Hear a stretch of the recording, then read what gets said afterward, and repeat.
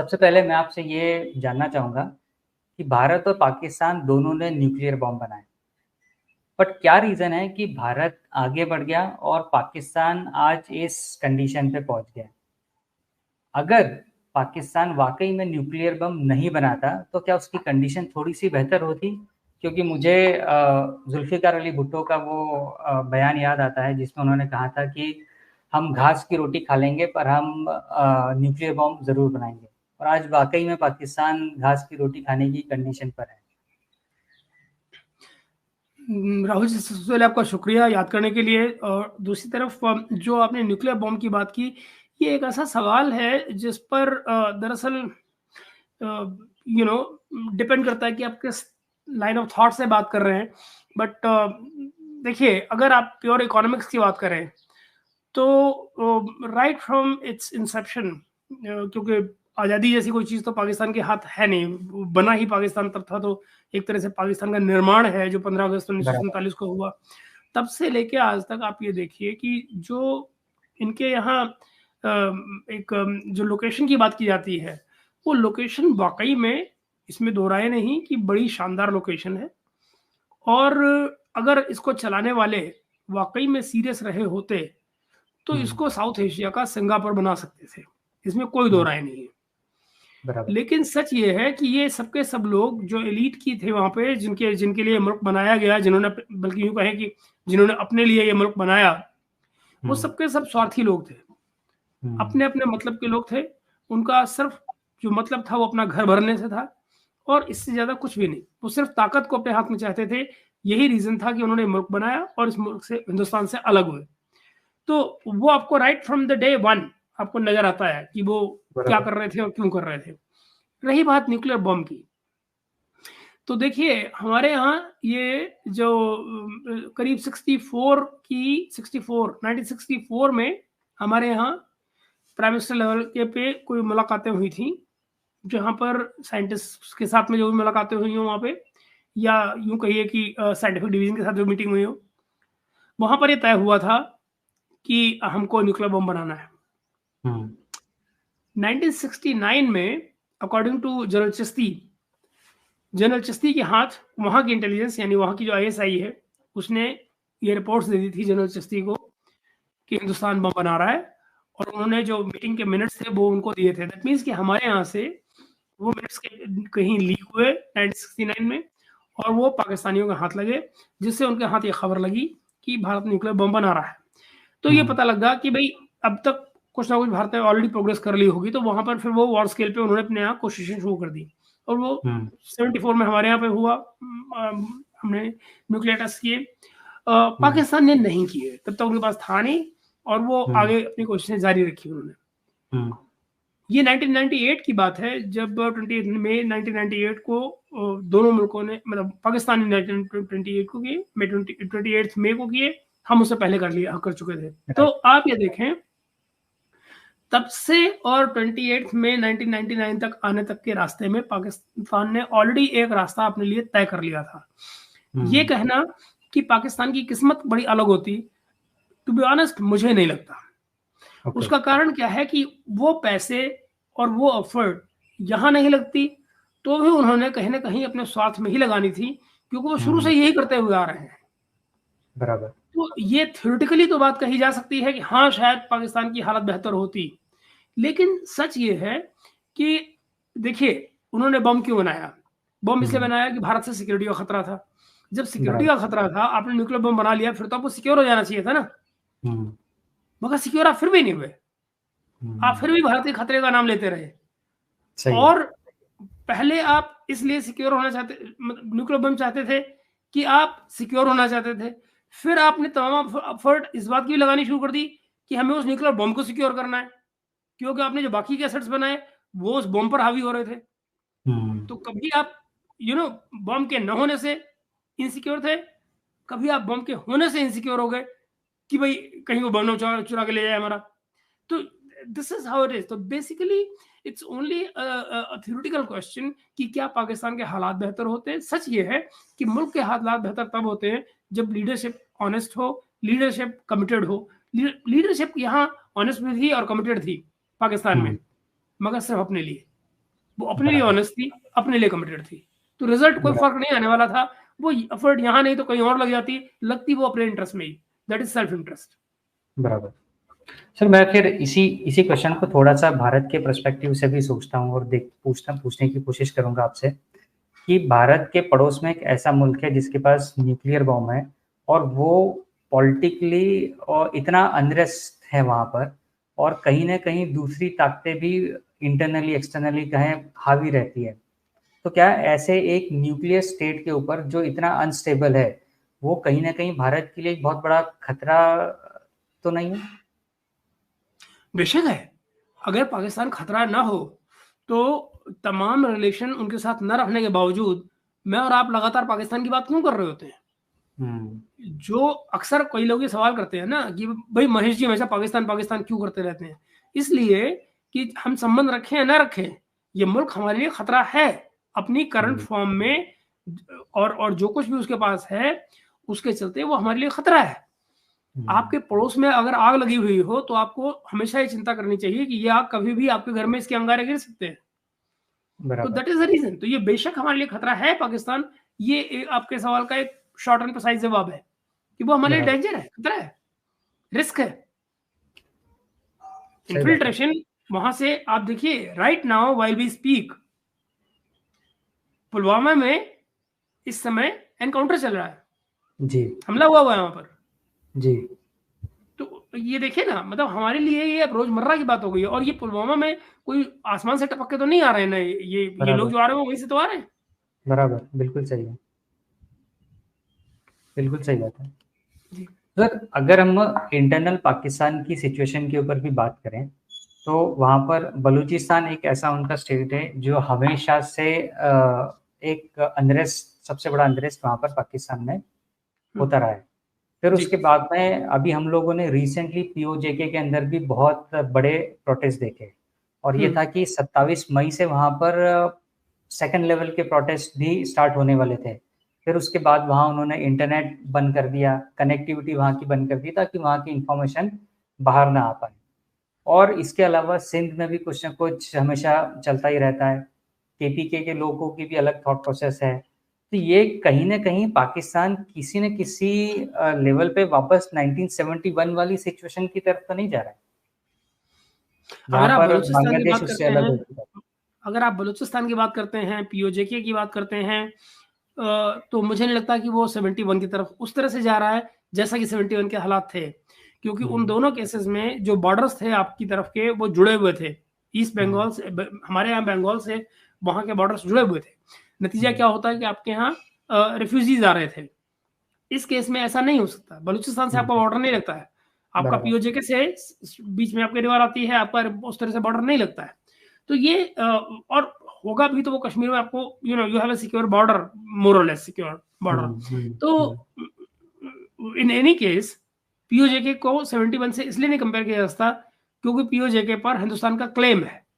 हुँ, east Pakistan पर हमारा कोई क्लेम नहीं था।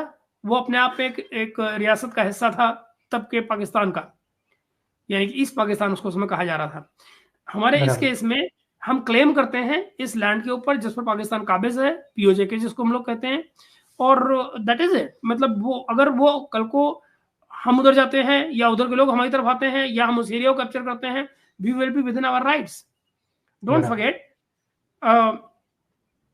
जो ट्रीटी ऑफ एनेक्सेशन साइन हुई थी कश्मीर के राजा हरी सिंह के और भारत के बीच में, वो तमाम कश्मीर को लेकर हुई थी, हुँ, जिसमें वो कश्मीर भी शामिल था जो जिस पर आज पाकिस्तान घुसा बैठा है, पीओजेके जिसको हम कहते बराबर। हैं। क्योंकि वो तो राजा इस पूरे स्टेट के थे, कंबाइंड कलेक्ट जो जो पूरा का पूरा state of Jammu and Kashmir है। तो हमारे पास तो टोटल एरिया की एनेक्सेशन ट्रीटी है, लेकिन पाकिस्तान के पास क्या है? हुँ, बराबर। पाकिस्तान वहां पर एक घुसपैठिए की तरह आया और उस पर काबिज होकर बैठा हुआ है, कब्जा करके बैठा हुआ है। लेकिन दरअसल उसके पास इसका लीगल उसकी लोकल स्टैंड आई क्या है, किस हक से वो वहां बैठा हुआ है। और इसको लेकर बाकायदा हमारी यानी भारत की यूएन में एक एप्लीकेशन पड़ी हुई है कि भाई ये हमारे इलाकों में बैठे हुए हैं, इनको यहाँ से खाली कराया जाए, हटाया जाए यहाँ से। तो let's look at it in a purely legal and diplomatic point of view कि बेसिकली पीओजे में का पाकिस्तान में होने का कोई औचित्य ही नहीं है। बेसिकली उसका कोई रैशनल ही नहीं है कि वो वहाँ है कैसे, पाकिस्तान वहाँ कर क्या रहा है। और अगर मैं आपसे ये कह रहा हूँ कि जिन प्रोटेस्ट की आप बात कर रहे हैं, अगर ये प्रोटेस्ट चलते हैं, और ये बाय द वे पिछले 1 साल से चल रहे हैं, हाँ जी। हमारे यहाँ तो अभी भी हाईलाइट हुए हैं, लेकिन ये प्रोटेस्ट वहाँ पर पिछले 1 साल से चल रहे हैं।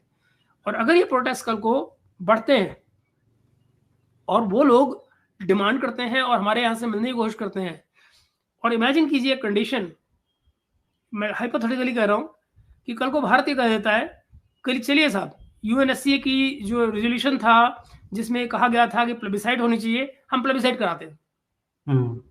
निकालो पाकिस्तानियों को यहाँ से बाहर, हम अभी हम्म। प्लेबिसाइड कराते हैं।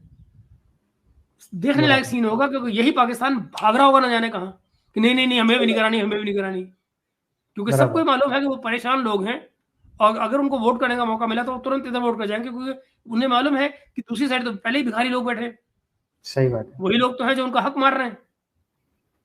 दूसरी तरफ इधर कितनी तरक्की हो रही है वो भी देख रहे हैं नदिया के पार से। सही बात। बराबर। वो और जो जो वो देख रहे हैं, जाहिर है वो तरक्की की तरफ शामिल होना चाहेंगे। कोई भी आदमी अपनी रोजमर्रा की जरूरतें पहले देखता है। ना भूला बराबर। जाए कि हमारी तरफ भी जो कश्मीर है, जो जो जो वैली में जो जो लीडरशिप थी, चाहे चाहे वो जमात इस्लामी हो, चाहे वो हुर्रियत कॉन्फ्रेंस हो, वो सब के सब आज की तारीख में इलेक्शंस को अप्रिशिएट कर रहे हैं, इलेक्शंस को हम्म। सपोर्ट कर रहे हैं, और मेन स्ट्रीम पॉलिटिक्स में शामिल होना चाह रहे हैं।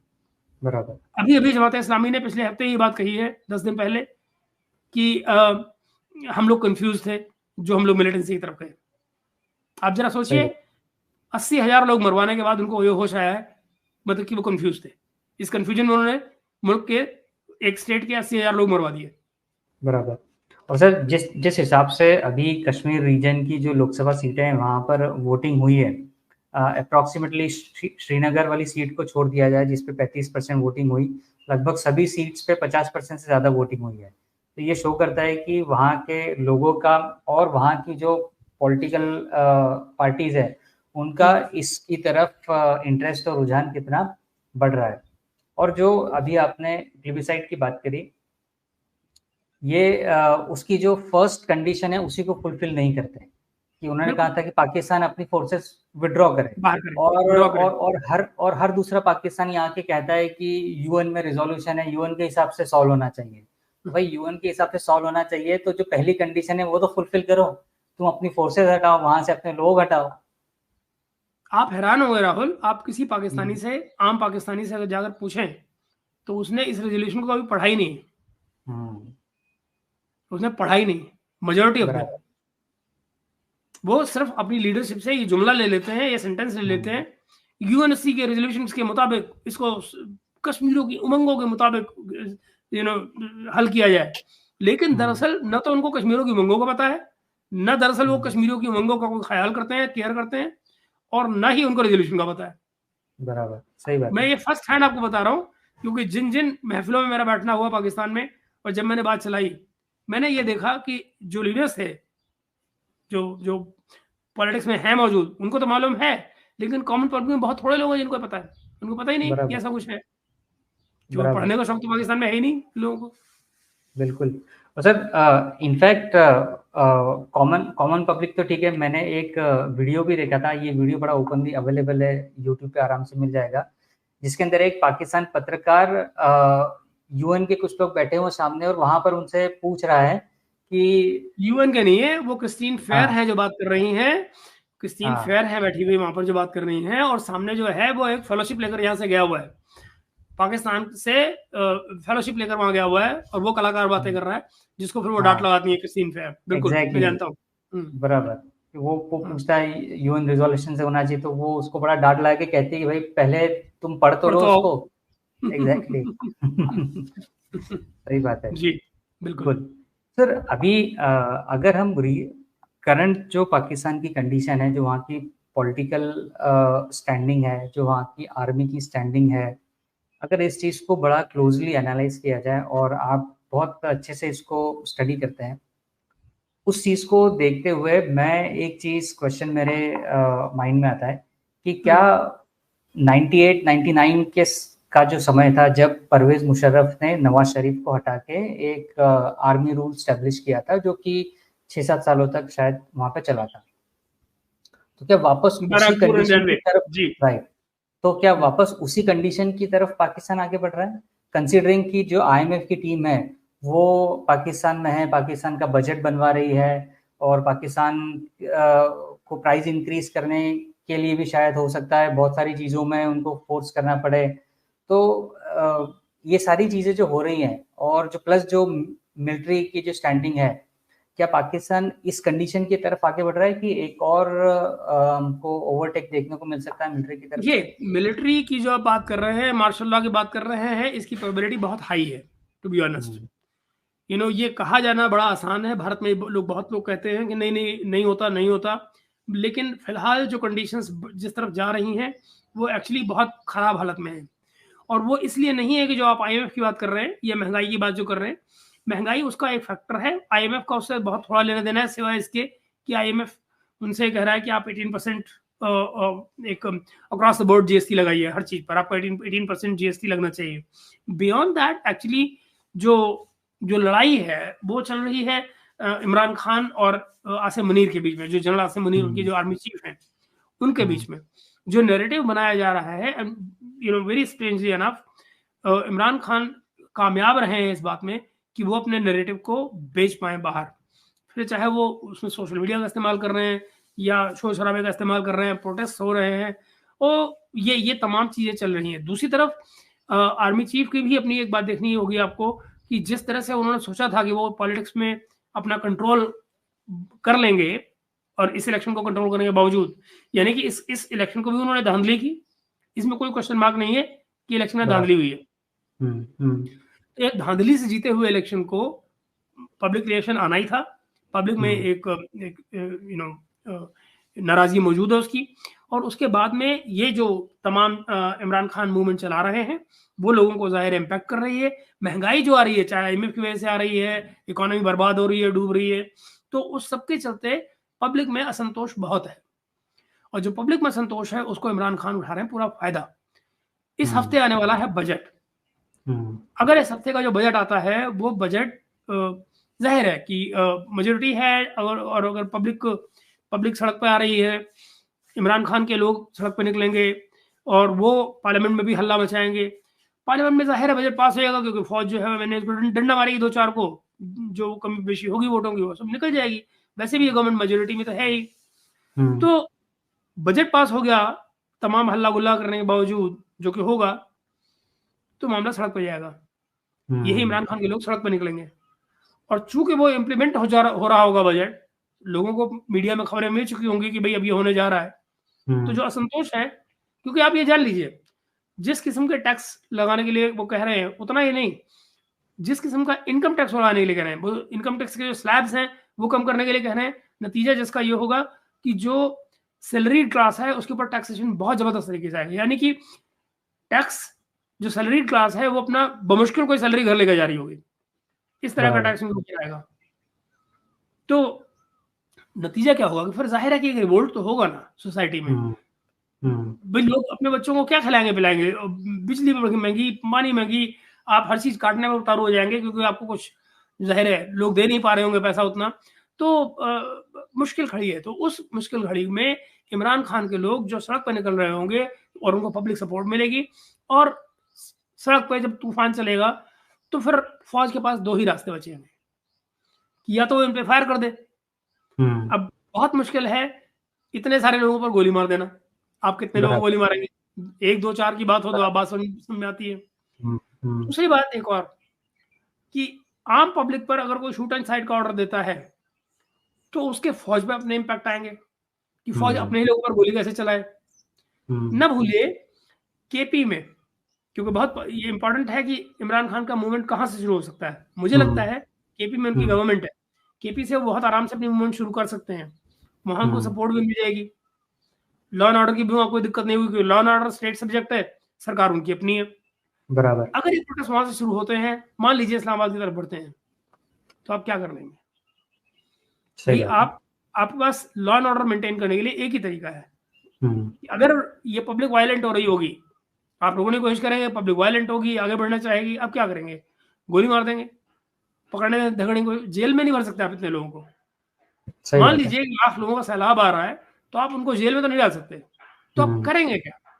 तो दो बातें हैं, एक कि आप सीधे सीधे अटैक कर दें, इन पे गोली मार दें, प्रैक्टिकली पॉसिबल नहीं है। कारण ये भी बताता हूँ, केपी का मैंने एग्जाम्पल क्यों दिया।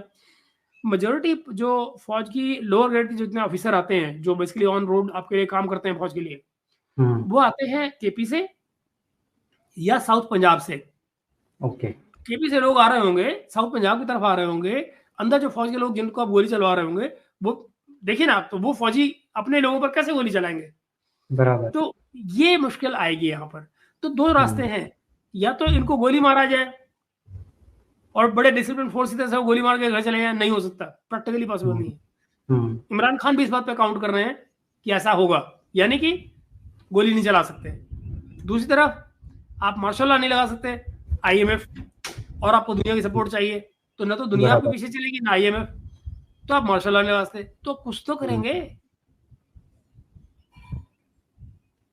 तो माना यह जा रहा है कि बहुत पॉसिबल है कि जैसे तैसे काम चलाएं, बजट पास करें, आईएमएफ से पैसे ले लें, और हमेशा की तरह पहली किस्त लेने के बाद में फिर माशाल्लाह की बात करें। और क्योंकि इन दोनों में ऑप्शन के बाद तीसरा ऑप्शन तो कोई बचता नहीं ना, इस सरकार की कोई वैल्यू नहीं है। मतलब आप ये मानकर चलिए कि एक किस्म का सॉफ्ट मार्शल लॉ आज भी लगा हुआ है, सरकार कोई फैसले नहीं कर रही है। बराबर। परसों जब 30 तारीख को जब वो आपने देखिए प्राइम मिनिस्टर अनाउंस करता है कि हम बिजली पे 15 रुपए की कट लगा रहे हैं, ठीक है, रात के 12:30 बजे तक वो अनाउंस नहीं होता है। 12:40 पर जाकर फाइनेंस मिनिस्टर की तरफ से अनाउंसमेंट आ जाती है कि नहीं, जो प्राइम मिनिस्टर कह रहे हैं वो नहीं होगा, 4 रुपए बढ़ेंगे, सिर्फ 4 रुपए कट होंगे। मतलब फाइनेंस मिनिस्टर प्राइम मिनिस्टर की बात को ओवर रूल कर रहा है जी। तो फाइनेंस मिनिस्टर जो है वो प्राइम मिनिस्टर की बात को ओवर रूल कर रहा है, फाइनेंस मिनिस्ट्री ओवर रूल कर रही है, किसके कहने पर? आईएमएफ के कहने पर। तो आपको चला कौन रहा है? आपकी सरकार कौन चला रहा है? या तो फौज चला रही है लॉ एंड ऑर्डर के लेवल पे, या फाइनेंशियली आपको वहां चला रही है अपनी आईएमएफ। That is it. तो ये इस सरकार के होने न होने का कोई मायने नहीं है। बेसिकली जो सरकार कंट्रोल कर रही है वो फौज है, और ये वही सब कुछ कर रहे हैं, या इनसे वही सब कुछ करवाया जा रहा है जो फौज चाहती है। तो नतीजा ऐसे में क्या है कि आप तो इररिलेवेंट इन एनी केस हो गए। अगर सरकार आज इलेक्शन करवा देते हैं, भाई देखिए एक रास्ता और है ना कि आप जनरल इलेक्शन अनाउंस कर दें, इनका नाम और निशान मिट जाएगा, तो फिर बचेगा कौन? सही बात है। और ऐसी कौन सी पॉलिटिकल पार्टी है जो कंप्लीटली वो सब करने को तैयार हो जाए, जो फौज तो फिर उस सरकार के भी होने ना होने का क्या फायदा होगा? तो फिर यही होगा कि अल्टीमेटली भी फौज आ जाए। तो इंडिकेशन सारे के सारे ऐसे हैं क्योंकि और कोई चीज काम करती नजर आ नहीं रही है। ये मुझे लगता है कि इसकी पूरी संभावना है, इसकी बहुत बड़ी संभावना है। बराबर। इसमें एक चीज और मैं आपसे पूछना चाहूंगा, जो आईएमएफ जो इनको प्राइस इंक्रीज या रेट्स बढ़ाने की बात कर रहे हैं, टैक्स बढ़ाने की जो बात कर रहे हैं, अगर कोई एक आम पाकिस्तानी जो मान लीजिए 20,000 पाकिस्तानी रुपए कमाता होगा, राइट, और उसमें फिर वो अभी की करंट सिचुएशन में उसका बिजली का बिल जो इतना हाई आता है, या पेट्रोल में उसको इतना हाई पैसा लगता है, ये सब चीज़ें, तो वो करते करते मान लीजिए 15,000 रुपये उसके खर्च हो जाते होंगे, राइट। तो अब अगर ये रेट्स वापस इंक्रीज होंगे, पेट्रोल बढ़ेगा, सब बढ़ेगा, लाइट बढ़ेगा, तो फिर उसके 2,000 बचेंगे। तो फिर वो अपने घर परिवार को कैसे पालेगा? और ऐसा तो नहीं होगा कि वो रेट इंक्रीज होने के बाद में उसकी सैलरी 20,000 से लेके 40,000 हो जाएगी, तो वो हैंडल कर पाएगा एक्सपेंसेस? ये चीज तो पहली बात तो राहुल, सैलरी किसी की बढ़ी नहीं है। दूसरी बात, इन्फ्लेशन जिसको कम करने की बात की जा रही है वो आने वाले दिनों में शूटअप कर रहा है, वो कुछ उसका मतलब नहीं है, इन्फ्लेशन कहीं को कम नहीं हो रहा है। एक रोटी की कीमत जरा सोचिए, अगर मान लीजिए वैसे ऑन एन एवरेज जो कीमत मानी जाती है, जो सैलरी मानी जाती है, तनख्वाह मानी जाती है पर कैपिटा पाकिस्तान में, वो करीब 25,000 की होती है। मैं आपकी बात मान लेता हूँ, 30,000 मान लेता हूँ। अब जरा कैलकुलेशन कीजिए, और इसको इस कैलकुलेशन पर कीजिए कि एक परिवार में कम से कम 6 सदस्य होते हैं, 6 मेंबर का फैमिली होती है ऑन एवरेज पाकिस्तान में। एक रोटी की कीमत 20 रुपए है।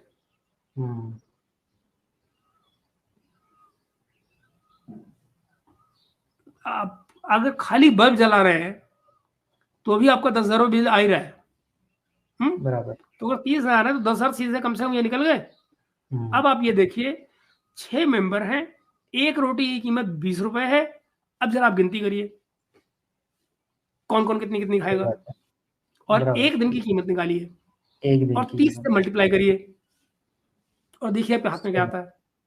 पेट्रोल भूल जाइए, ऑफ़िस जाना भूल जाइए, रोज़ की किराया भूल जाइए, स्कूल बच्चों का भूल जाइए, उनकी किताबें भूल जाइए, यूनिफ़ॉर्म भूल जाइए, फ़ी भूल जाइए। एग्ज़ैक्टली।